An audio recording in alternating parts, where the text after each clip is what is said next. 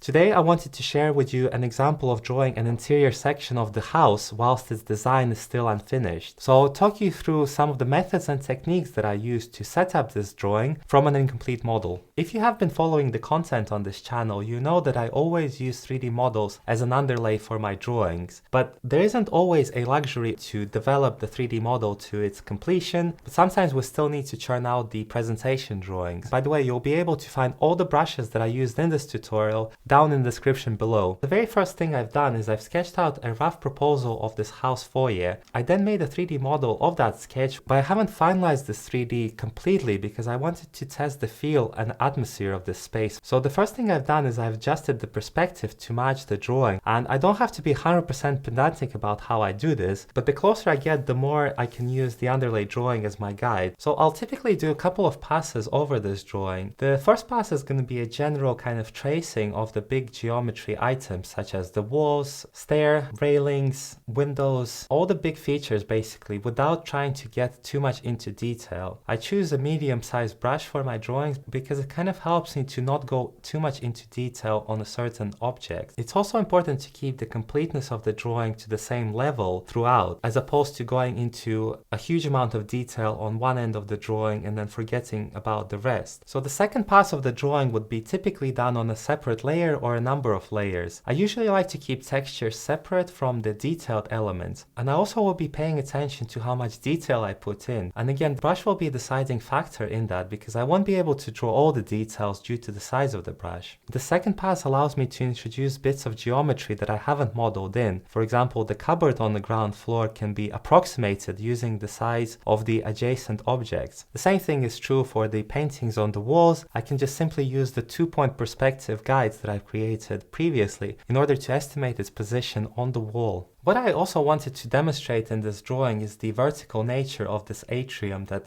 spans through different floors, and that is achieved partially through having an openings in the floor slabs, but also the slats in the walls that are vertically orientated. When it comes to coloring, the trick is to really not overdo it. It's often better to use less colors and very simple color palette in order to not lose the baselines that we have set up. This approach is a bit different to the one I normally take, where I choose to render the scene in its completeness with multiple colors, shadows and highlights.